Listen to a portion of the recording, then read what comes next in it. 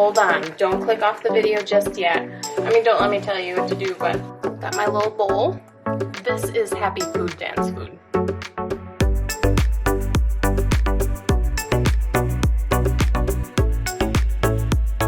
Hi everyone! Today we are making taco salad, and this is not just one of those taco salads that, you know, you have a taco and you don't use the tortilla and you just use extra lettuce. That is not what we're doing today. We are going the extra mile and making our very own delicious taco salad dressing that goes with it. So, first things first, we are going to brown our taco meat with onion. So, you can use ground beef. Today I'm using ground turkey, and I am doubling the original recipe. So what I do today is going to be double of everything. So I have my cast iron frying pan over here. I'm going to turn that on to medium-low heat while I dice up my onion. Now, our recipe says 1 small onion with 1 pound of ground beef. So I'm doing 2 pounds of ground turkey, and so I'm just doing half of a large Vidalia onion that I have. And I would suggest using a white onion or a yellow onion. This is, our Vidalia is technically white or yellow? I don't know. Maybe they're a hybrid, but they're a nice sweet onion. Alright, so onion is diced. I'm going to pop it right into our pan. So this is technically, I'm considering this my 2 small onions. And then I just have 2 pounds of ground turkey here. I had thawed them out and I put them back in the fridge, and I put them in my bowl here so that if they leaked, they wouldn't make a mess.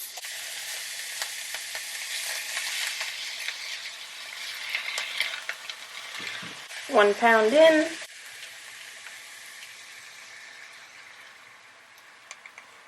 Alright, I'm going to clean my hands up. Now, we just want to brown the meat together with the onions. You may be tempted, but you do not need to salt and pepper this at all, just because it's all going to go into our salad, and we are going to have enough salt and seasoning in our dressing that I don't want to over salt the meat.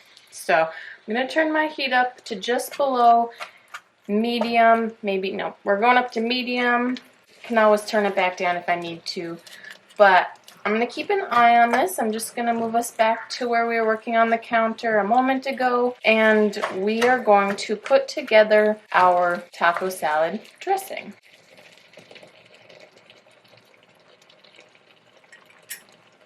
Okay, so I know I said I put my heat down to, or up to medium. Feel free to turn it down if you want. If it's getting a little too crazy, you can't multitask, go for it. Or, I mean, brown the meat first before you tackle anything else. But I'm going to work on the dressing with you guys. Alright, so in our dressing, we need mayo, taco sauce, Western dressing, and taco seasoning. So, if you're not a mayo person, hold on, don't click off the video just yet. One of my good friends despises mayo, but loves this taco salad. So, bear with me, we'll get through it. So, we need, I'm doubling this. I will put down in the description a single batch of this taco salad, but I'm doing a double batch. So, first thing we need 1 cup of mayo, and for me that's going to be my entire 15-ounce jar. Hellmann's. It doesn't have to be Hellmann's. My mom only uses Hellmann's, and this was a recipe that she made for our family growing up, so I'm using Hellmann's. Sometimes the different brands have slightly different flavors, and when you're trying to recreate a recipe, like, brands can be really important. Next up, I'm going to put in my 2 packets of taco seasoning. I found these 30% less sodium taco seasonings, so hopefully they should be salty enough after I just told you not to season your meat. But like I said, I'm going to taste test it. You can always add more salt, but you can never take it out. So double batch, two packets. I'm going to give the meat a stir. And then we need 1 cup of taco sauce. I'm using mild. You can use medium, you can use hot, whatever your people are gonna like, but I'm going with mild.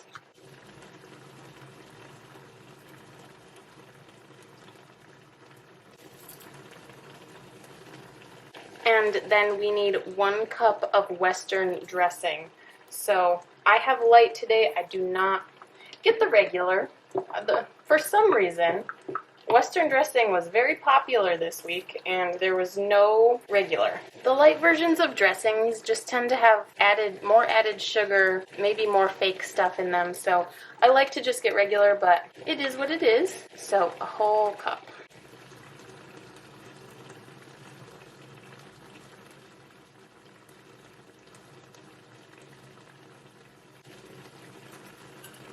Before I stir this up, I'm going to give our meat another stir. Alright, it takes a while to get 2 pounds of ground meat browned and broken up, but in your bowl, so I have a medium bowl here, in your bowl just mix it all together. A whisk would work well, but I just happen to have my spatula from cleaning out the mayo jar and cleaning out my measuring cup, so take a couple minutes, maybe a minute or two, and get it all worked in. Make sure all the clumps or any clumps of the taco seasoning are broken up. Make sure we scrape down to the bottom. Get everything incorporated. Alright, so we're going to set this aside. We're going to stir the meat. We are nearly there. We want it cooked all the way through. Now, I have already chopped up half of my vegetables, but I'm going to chop up the other half with you. Remember, I'm doing a double batch. This was my meat bowl, but I have washed it, and I'm just going to set it right there. So the original recipe calls for non-wilty lettuce. It calls for for 1 recipe, 1 batch of the taco salad. It calls for 1 head of iceberg lettuce. Now, my grocery store was out of iceberg lettuce this week. Like, what? But that's okay. I got romaine, which will do just fine, and I'm just using the equivalent 1 head of romaine for 1 head of iceberg. And I did wash it, and it's not completely dried, but that's okay. And I'm just going to chop it all up. And then I do have to take this somewhere, so I'm just putting it in my bowl for now. It'll end up going in a container so I can travel with it. But first off, I'm going to, of course, try it with you. Do you guys have any tips for cutting up lettuce? I'm sure there are some people who would have just cut the top, the bottom off, and then just chopped. But I don't like super long pieces of lettuce. So I'm cutting all of my leaves in half. It's just easier to eat easier to eat a salad when you have bite-sized pieces. These smaller pieces are alright. I'll allow it. Alright, 1 head of lettuce chopped. The nice thing about iceberg is it's really crunchy. And I think also it holds up well to having the sauce on it. So, I'm going to set this aside. I put my lettuce in a different container. Stir the meat. So next up, I'm going to cut up a bell pepper. I already have another bell pepper cut up. So 1 bell pepper per batch. I recently figured out a way to cut bell peppers like this. It is not how I was used to it, but there's a lot less seeds to deal with because they stick to the middle. If you've seen any of my previous recipes, I'm sure there's one where I cut up a bell pepper and I probably cut it up kind of funky. I found a good way to do it. So we just want to dice up the bell pepper into a small dice, and stay with green bell peppers. I mean, don't let me tell you what to do, but green peppers. And they tend to be the cheapest. Every once in a while, the orange and red and yellow ones will be on sale, but green peppers are usually the cheapest. Give the meat a stir. I turned the meat down just a little bit because it's nearly done. There's a tiny bit of pink in some spots, and it's starting to stick a little bit on the bottom, so I don't want it to keep sticking. I know the chopping of the vegetables is a lot of work, but hang in there. It's totally worth it. And once your meat is done, you can go ahead and turn it off. And if you have a lot of grease left over, you can drain the meat. Don't rinse the meat, the cooked meat. It does not need to be rinsed, and you wash away flavor. So if you have a valid reason why you rinse your meat, let me know. But you don't have to do that. So I already have one of my onions cut up, but again, double batch, so we're doing two halves.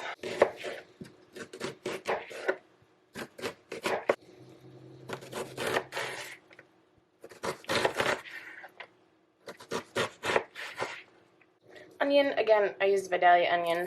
If there are any big pieces, go ahead and cut those up. Strangely enough, I'm just breaking them up. Whatever works for you. I'm traveling with mine, so I'm keeping all of my pieces parts separate until I'm mixing it all together. As you're mixing, if you're just going to be serving it like right then, you can just pop it right into a mixing bowl. But whenever I've had this, like we took it places, so we keep everything separate so nothing gets soggy, and then assemble it at the destination. Just something to keep in mind. And then I have some olives that I thought I drained better. So I have a 6 ounces dry weight, one of the normal can sizes, of black olives. And I would say, if you don't like black olives, you can leave them out. But for everyone else, I personally would say a half can for each batch of the taco salad. The recipe I'm going off of does not give amounts for the bell pepper or the olives. So what I do is I use 1 green pepper for each batch and a half of a can, give or take, of black olives sliced. And maybe you'll end up eating some of your olives along the way if you're a black olive fan, which I highly suggest. That's part of why I enjoy cooking. The quality control along the way. A time-saving tip would be just to buy the pre-sliced olives. But this is where we're at. My other olives. But wait, there's more. 3 tomatoes. 3 tomatoes that you would buy for slices on your burger, like steak tomatoes. If you have fresh ones from your garden, those would be yummy. Fresh is always best, or straight from the farmer's market.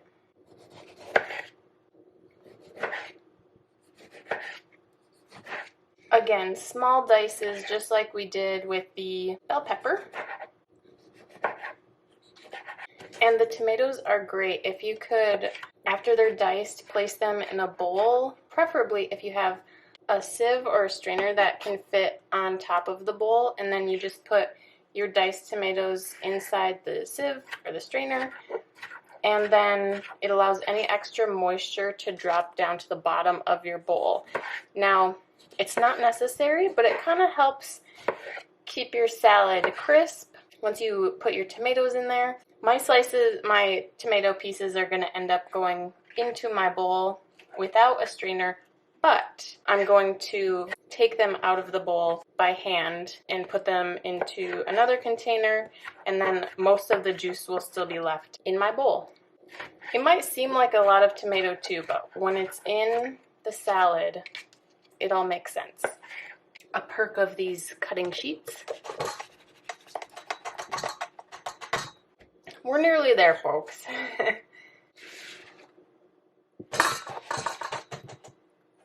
Last one. Woohoo! We have one final ingredient to prepare, and it's a good one. They're all good ones. This is a really good one. It's cheese. All right, so for one batch of taco salad, we need 1 cup of grated cheese. So from eyeballing it, 1 cup is 4 ounces of cheese. So like the smaller blocks of cheese that you get at the grocery store, half of one of those is about 1 cup. But you can add more, less, whatever you want. You can buy pre-shredded. I just buy the blocks. And then that little piece that you can't shred, you get to eat. It's like a reward. Thanks for coming along with me on my very long trip of prepping ingredients for this salad. I promise it's worth it. If you like tacos, if you like taco salad, this is going to be even better than taco salad. Just a little bit of work getting it ready. But now we're ready to prepare it and give it a taste test.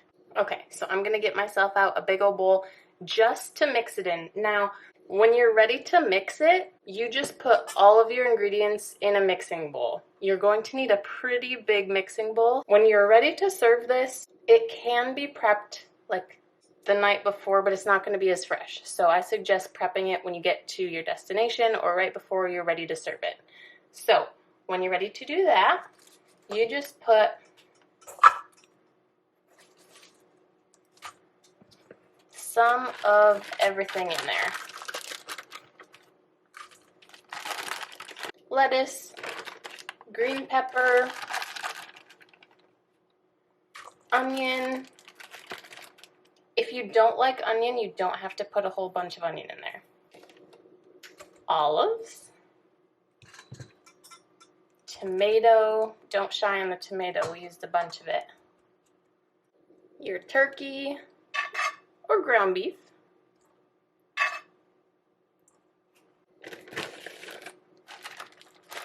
Some cheese. Now this makes a lot of dressing, so you can add it liberally if you want to. I know some people like really wet salads, so. And this is a really wet salad. All right, so pre-salad toss.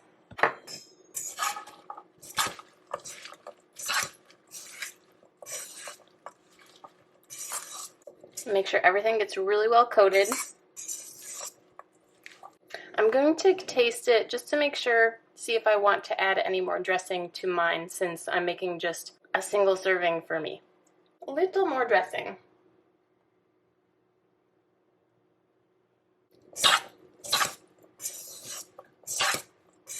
All right, and then the final ingredient that I've been holding out on you guys, Doritos.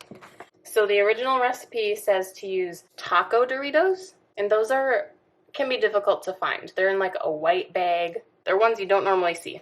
And what we're gonna do is make the salad look really pretty for you guys.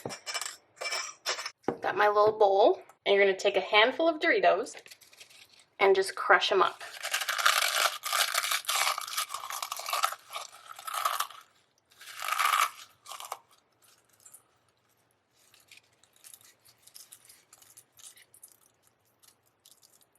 Shall we give it a taste test with the delicious Doritos on top?